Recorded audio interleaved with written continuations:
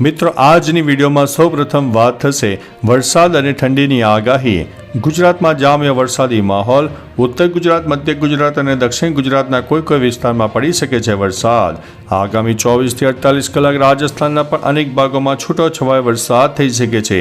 સાથે સાથે western disturbance સક્રિય થવાને કારણે ગુજરાત અને રાજસ્થાન સુધી ઠંડીનું જોર યથાવત રહેશે। અનેક વિસ્તારમાં ન્યૂનતમ તાપમાન 15 ડિગ્રી કરતાં નીચે રહે તેવી પણ શક્યતા હજુ પણ રહેલી છે। સાથે સાથે બર્ફીલા પવનોનો પણ અહેસાસ થવાનો છે। મિત્રો, અન્ય મહત્વના સમાચારની વાત કરીએ તો એફિલ ટાવરમાં આગ લાગતા અફરાતફરી। પેરિસના આઇકોનિક એફિલ ટાવરમાં આગ લાગી હતી અને આખો ટાવર ખાલી કરવામાં આવ્યો। આ આગ ટાવરની લિફ્ટમાં લાગી હતી, જે બાદ સમગ્ર ટાવરને ખાલી કરાવવો પડ્યો હતો। ટાવર પર હાજર પ્રવાસીઓને સ્થળથી દૂર લઈ જવામાં આવ્યા હતા।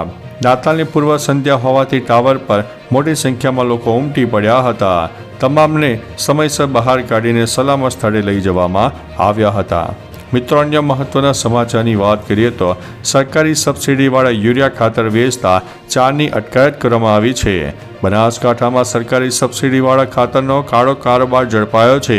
બનાસકાંઠા એલસીબી પોલીસે દિયોદરના કુચકવાડા ગામના એક ખાનગી ખેતરમાં રેડ કરીને સરકારની સબસિડીવાળા ખાતરમાંથી યુરિયા લિક્વિડ બનાવવાના કૌભાંડનો પર્દાફાશ કર્યો છે, જેમાં પોલીસે 4 આરોપીઓની અટકાયત કરી છે અને આગળની તપાસ પણ હાથ ધરી છે।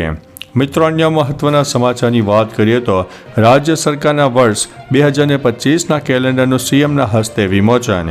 રાજ્યના સીએમ ભૂપેન્દ્રભાઈ પટેલે વર્ષ 2025ના કેલેન્ડરનું ગાંધીનગર ખાતે વિમોચન કર્યું। આ કેલેન્ડર સફળ અને સક્ષમ નેતૃત્વના 23 વર્ષ થીમ પર તૈયાર કરવામાં આવ્યું છે, જેમાં રાજ્યના વિવિધ 23 આઇકોનિક સ્થળોની નયનરમ્ય તસવીરો અને અગત્યની ટૂંકી વિગતો રજૂ કરવામાં આવ્યા છે। દાંડી સત્યાગ્રહ અને પાલ દડવાવ સ્મારકને પણ કેલેન્ડરમાં પ્રસ્તુત કરવામાં આવ્યા છે। મિત્રો, અન્ય મહત્વના સમાચારની વાત કરીએ તો કાર્નિવાલને લઈને સમગ્ર વિસ્તારનો નો યુ ટર્ન જાહેર કરવામાં આવ્યો છે। તમામ વાહનો નિર્ધારિત પાર્કિંગ જગ્યા સિવાય બીજી કોઈ પણ જગ્યાએ પાર્ક થઈ શકશે નહીં। સમગ્ર કાંકરિયા તળાવ ફરતે સર્કલ રોડ ટુ લેનમાં હોવા છતાં કોઈ પણ જગ્યાએ યુ ટર્ન લઈ શકાશે નહીં। આ સમગ્ર વિસ્તારને નો યુ ટર્ન ઝોન તરીકે જાહેર કરવામાં આવે છે। મિત્રો, અન્ય મહત્વના સમાચારની વાત કરીએ તો આગામી 24 કલાક રાજ્યમાં યથાવત રહેશે ઠંડીનું જોર। આગામી 24 કલાક ગુજરાતમાં હજુ પણ ઠંડીનું જોર જોવા મળશે। હવામાન વિભાગે પહેલા તાપમાનમાં વધારાની આગાહી કરી, જોકે 24 કલાકમાં મોટાભાગના જિલ્લાઓમાં તાપમાનનો પારો 3 થી 5 ડિગ્રી સુધી ગગડ્યો હતો। ઉલ્લેખનીય છે કે આગામી 28 ડિસેમ્બરના રોજ રાજ્યના ઘણા વિસ્તારમાં વરસાદની પણ શક્યતા વર્ણવવામાં આવી છે, જેને લઈને ખેડૂતો હવે ચિંતામાં પણ મુકાઈ ગયા છે। મિત્રો, અન્ય મહત્વના સમાચારની વાત કરીએ તો કાર્નિવાલ 2024 ભારે વાહનને લઈને સીપીનું જાહેરનામું। પોલીસ કમિશનરના જાહેરનામા મુજબ ભારે માલવાહક અને પેસેન્જર વાહનો પર રોડ પર પ્રતિબંધ ફરવામાં આવે છે। દાણી લીમડા 4 રસ્તા થઈને શાહ આલમ થઈને કાંકરિયા તરફ આવતો મુખ્ય રોડ, ચંડોળા પોલીસ ચોકી 3 રસ્તાથી શાહ આલમ થઈને કાંકરિયા તરફ આવતો મુખ્ય રોડ, મણિનગર રેલવે સ્ટેશનથી મણિનગર 4 રસ્તાથી રામબાગ 4 રસ્તા થઈને કાંકરિયા તરફ આવતો મેઇન રોડ અને કાકપીઠથી કાંકરિયા તરફ આવતો રોડ પણ સમાવેશ થાય છે। મિત્રો, અન્ય મહત્વના સમાચારની વાત કરીએ તો હાઈકોર્ટે ભાગેડુ ભૂપેન્દ્ર ઝાલાની અરજી ફગાવી છે। ગુજરાત હાઈકોર્ટે કૌભાંડી ભૂપેન્દ્ર ઝાલાની જામીન અરજી ફગાવી દીધી છે। તેણે ધરપકડથી બચવા માટે હવે ગુજરાત હાઈકોર્ટના દ્વાર ખખડાવ્યા હતા।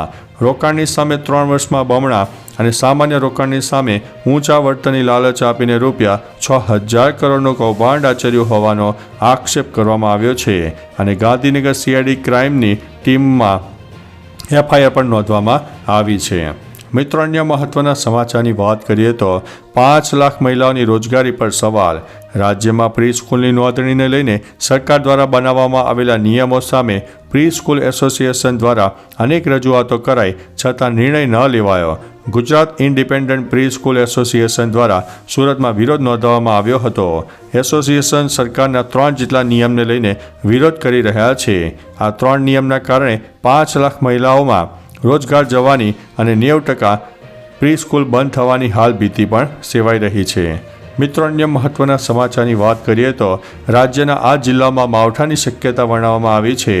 હવામાન વિભાગની આગાહી મુજબ 26મી તારીખે કચ્છ, બનાસકાંઠા, સાબરકાંઠા, અરવલ્લી, મહીસાગર, દાહોદ, પંચમહાલ, છોટાઉદેપુર, નર્મદા, તાપી, ડાંગ, નવસારી, વલસાડ જિલ્લામાં છૂટાછવાયા સ્થળોએ ગાજવીજ સાથે હળવા વરસાદની શક્યતા વર્ણવવામાં આવી છે. આ જિલ્લામાં યલો એલર્ટ આપવામાં આવ્યું છે. જો કે આ ઉપરાંત અન્ય કોઈ જિલ્લામાં કોઈ પણ પ્રકારનું એલર્ટ આપવામાં આવ્યું નથી.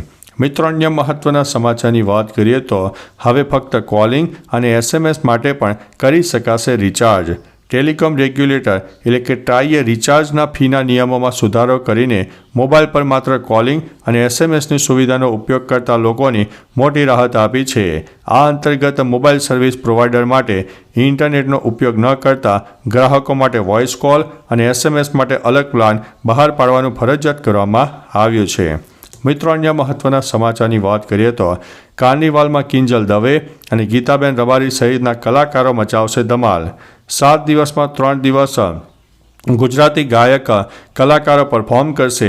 27 ડિસેમ્બરે ઈશાની દવે, 28 ડિસેમ્બરે ગીતાબેન રબારી, 30 ડિસેમ્બરે સાઈરામ દવે, 31 ડિસેમ્બરે કિંજલ દવે કાંકરિયા પુષ્પકુંજ ખાતે સ્ટેજ નંબર 1 પર પરફોર્મન્સ કરશે. કાંકરિયા કાર્નિવાલમાં તમામ લોકોને વહેલી સવારે 4 વાગ્યાથી રાત્રે 10 વાગ્યા સુધી ફ્રીમાં એન્ટ્રી મળશે. મિત્રો, અન્ય મહત્વના સમાચારની વાત કરીએ તો શ્રીલંકાએ 17 ભારતીય માછીમારોની ધરપકડ કરી છે. શ્રીલંકામાં ફરી એકવાર ભારતીય માછીમારોની ધરપકડ કરવામાં આવી છે. તામિલનાડુના CM M.K. સ્ટાલિને કેન્દ્ર સરકારને માહિતી આપી છે કે શ્રીલંકાએ રામેશ્વરમમાંથી 17 માછીમારોની ધરપકડ કરી છે. આ સાથે માછીમારોની 2 બોટ પણ જપ્ત કરવામાં આવી છે. CM M.K.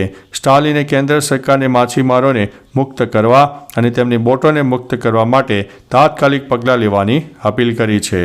મિત્રો, અન્ય મહત્વના સમાચારની વાત કરીએ તો પાલનપુરમાં જમીન કબજા મામલે ધીંગાણું જોવા મળ્યું છે.